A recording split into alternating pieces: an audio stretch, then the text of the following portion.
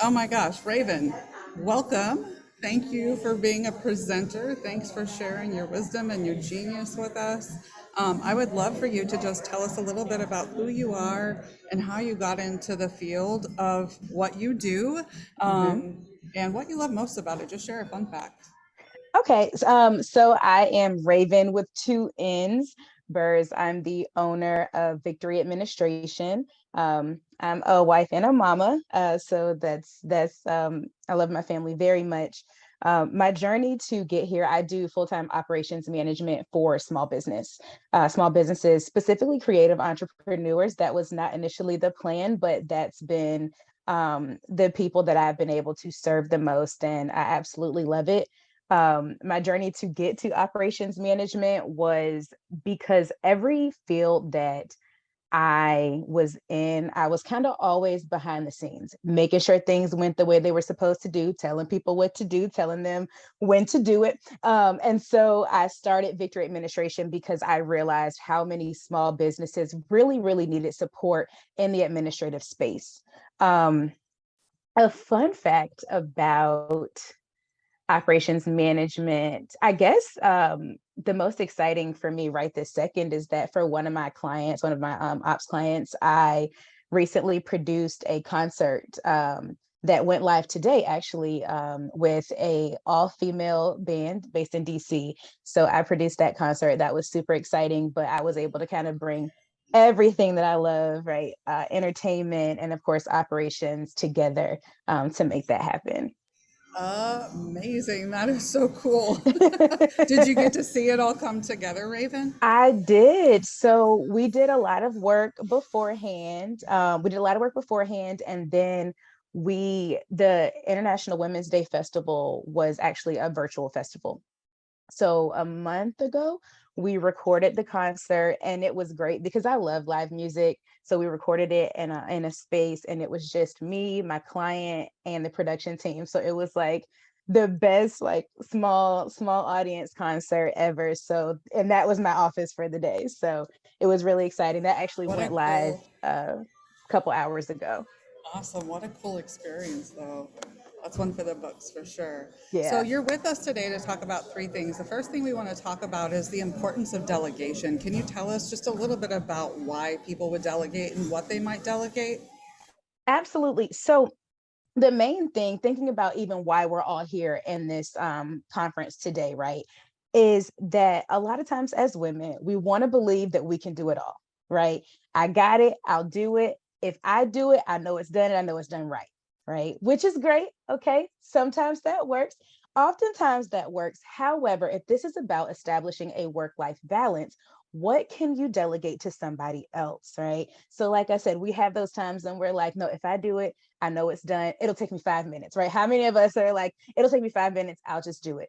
But looking at the things that can be delegated. So, in terms of how to delegate, so even when I onboard, so even when I onboard my clients, the first few months is a lot of times just me helping them delegate. Hey, what can I take off of your plate?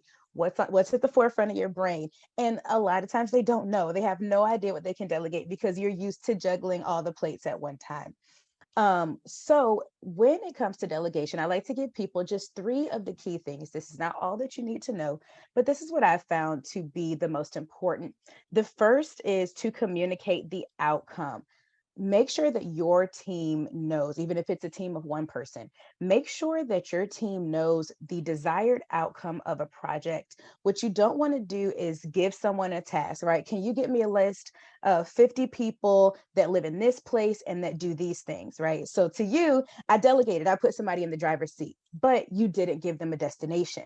So they're driving nowhere right now. So when you delegate to someone, you want to make sure that you communicate your desired outcome. Now, that can be way to Z, right? Or you can give them some letters in between, but give them the starting point, but make sure that they know what this is for. I need the list of 50 people that live in this place and do this thing because I want to send out a mass email letting people know about the new sale that we have going on or about the new service that we're about to roll out, right? So now they know the bigger picture of what they're doing, and you start off with way more buy in from your team just with that little bit.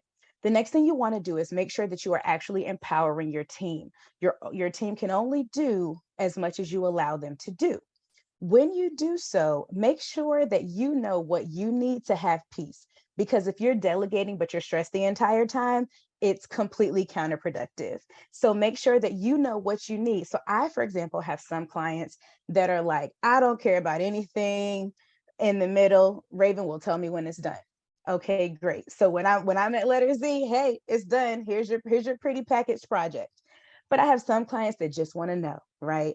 And that's how many of us can be as women. I'm like that. I just want to know when I delegate something to someone, just tell me that it's okay, right? Do you have any questions? If you have questions, I feel better. So knowing what you need to have peace when you delegate, knowing how often you need to meet with your team. If you do want updates, how is that going to be regimented? I've seen people do daily stand-ups. I only have my clients do daily stand-ups when we're working on a big project and maybe it's really, really close. So we'll do 15 minutes at the top of every day. Here's where I am today, or here's where I ended yesterday. Here's where I want to end up today. Do you have anything to add? Right. So you've got your 15-minute daily stand-ups. You have weekly one-on-ones, 30 to 60 minutes with your team that gives them designated time to ask questions, to provide you updates. I always say when you have a team, make sure you have weekly one-on-ones, whether you're in person or virtual. Zoom, as we can see, is a great tool. I make sure with my clients that I meet with them at least once a week. We have that face-to-face time. It's incredibly important, especially in the world that we live in now, where we're not always using our interpersonal skills quite as much because there's so much done virtually. And the third thing when it comes to delegation is to be mindful of your strengths and weaknesses as well as those of your team. When you're delegating, make sure you give people projects that they are going to be able to excel at so that the ultimate goal of completing this task is done. If you are looking to professionally develop people and you want to give them something that's a little challenging, make sure that you're aware that it may not be as quickly moving as you'd like. But just to recap, in terms of delegation, you want to make sure that you communicate the outcome. You want to make sure that you're empowering your team, and you want to make sure that you're mindful of your team's strengths.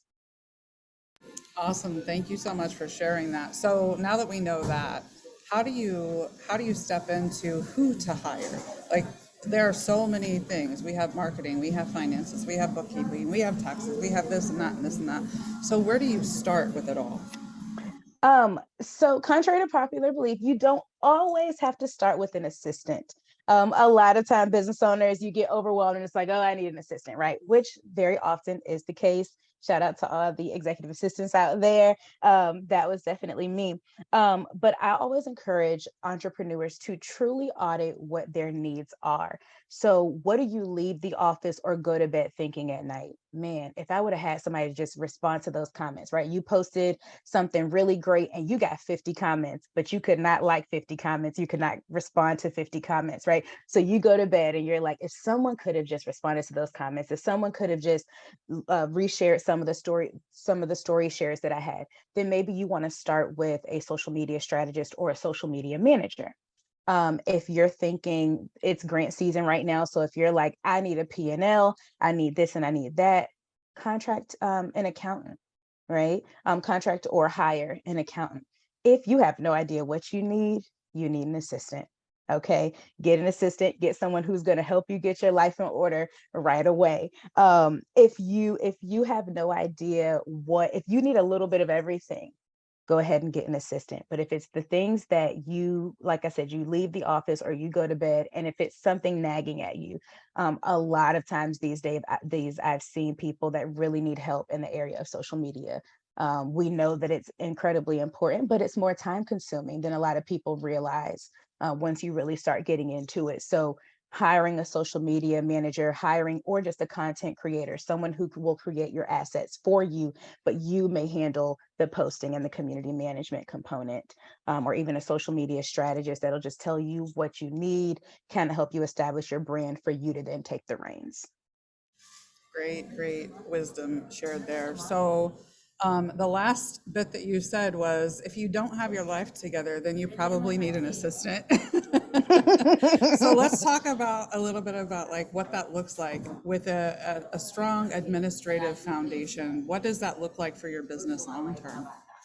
When it comes to your business long term, the best way that I can put it for people when it comes to having a strong administrative foundation is if you think about the area, different areas of your home, right? So, for example, my kitchen, I love to cook. When I go into the kitchen, I know where everything is, right? I need this measuring cup, I need brown sugar, I need X, Y, and Z, right? I go into my kitchen, I know exactly where that is. That is what a strong administrative foundation provides to your business.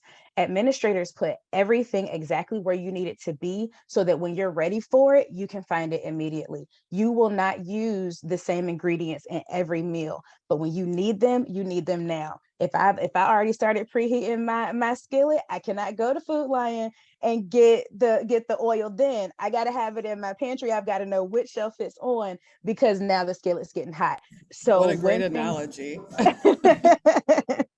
Yeah, but that's the best way that I can put it. Administrators put things in place for you so that they are always there when you need them and they know where they are, right? You can ask them, "Hey, I've done, especially when you're talking about digital filing systems, can you send me our taxes from 2002?" You know what? Yes, I can, because I know exactly where it is. Oh my gosh, you are first of all, your energy is just contagious. I love being Thank you. around you already, and we're just meeting. So this is hopefully going to turn into a long-term relationship where we just like continue to help support each other. Um, Absolutely, absolutely. One of the things that I want to make sure that people know before your time is up is you have been really kind and you are giving free job assistance to the first 5 people that follow Victory Administration on Instagram. And I have provided the link up there. So make sure that you check them out, check Raven out in particular. And then the first 5 people who comment on their favorite post using the hashtag Women History Month get free job search assistance. So definitely take her up on that. Yeah, and if anybody is looking, I'd love to help some other entrepreneurs just audit what they need so I can start helping you, especially those of you that may be thinking about building a team, but that's can be intimidating sometimes, right? Because it's finances, it's management, right? So it seems like something else that you have to donate your time to. But I would love to, even if you guys can comment, use that hashtag, send me an email. I love to help you audit your businesses to determine what you need. So tell me some of the ways that you do show up. Before we open it up to questions and answers, I want to make sure people have a very clear understanding of how you show up for your clients and businesses and how people can choose to work with you. How I show up for my clients is, of course, like, right, I do a lot of all of the administration, but also being there for them. One thing that I say, and it's even on my website, that my goal is to help my clients achieve a place of peace. When they're doing something, when they've got big events, I don't want them worried about really anything. So as much as I can take off of their plates, I'm there to do so. I had a client today that was working on some things. I realized it was just a lot going on. So I stopped updates. I was like, hey, you let me know when you're ready. I've got a couple more updates and then we'll go from there. But making sure that they feel supported so that they can so that I can take things off of their plate, establishing trust with them, making sure because business you as a business owner, you can sometimes feel like you're on an island. Um, and I have a joke with a lot of my clients. They forget that I'm not in their brain, right? So they'll like throw out something random and I'm like, okay, can I have a little bit more? But usually I can put together the pieces. Also on my website, one of my favorite pictures is a Rubik's Cube because that's kind of how I feel with my clients. They're throwing things at me, it's different colors, and I'm listening, I'm putting it together, and I give them that final product. So making sure that their administration is, like I said, everything is exactly where it should be, but also making sure that they feel fully supported, that they know that if nothing else, I'm in their corner. Amazing. And if people want to work with you other than the Instagram link, is there another way that they can reach out and get in touch with you? Absolutely. So you can send me an email. It's info@victoryadministration.com. You can also visit the website. There's an option to book a consultation, www.victoryadministration.com.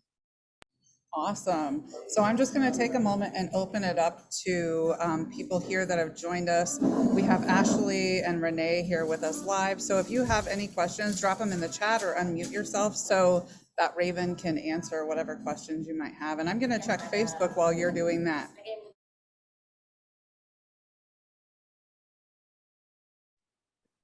Well, I don't have a question, but I want to make a comment. I thank you, Ms. Raven, for the nuggets you dropped today. This has been really great. I'm a new business owner with Blessed With You LLC. I'm in the process of building my team. And the nuggets that I took from you today was giving her a destination and also being present, being there. And a lot of times we're not there, we're not supportive. And I really thank you for that. And I enjoy this thoroughly. Thank you. Awesome. Awesome. Thank you so much. I know you said you're building your team. Like I said, send me an email. You can send me a DM on Instagram. I'd love to just help you out while you're on that journey. Awesome. And Ashley said, I have no questions at the moment, but I'm following you on all 3 of my IG accounts. Thank you, Ashley. And I'm going to do the same after we hang up. I'm so looking forward to getting to know you better. I didn't see any questions on Facebook, but I do want to open the rest of the time up to you. If there's any other wisdom that you want to share, any other tips as a businesswoman, on how to just maintain that balance between self and business. It's a teeter-totter. I feel like it's a balancing act.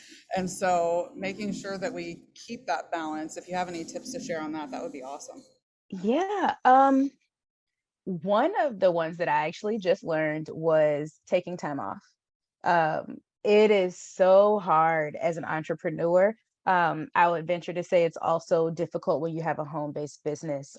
Even if you have a designated workspace, you kind of don't separate. Work is essentially always there. The holiday season last year, I closed the business. I closed for I think 3 days at Thanksgiving, and I closed for a full week at Christmas time. And it was the best thing that I could have done for myself and also my clients.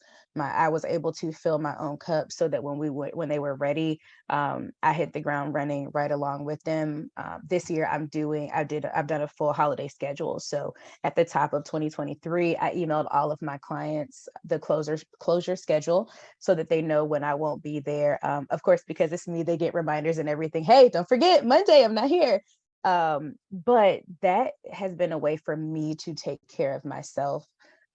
Being that I do work with creative entrepreneurs, a lot of times they have concerts and things on weekends. So I can't always rely on, I'll have Saturday and Sunday off because I'm working usually.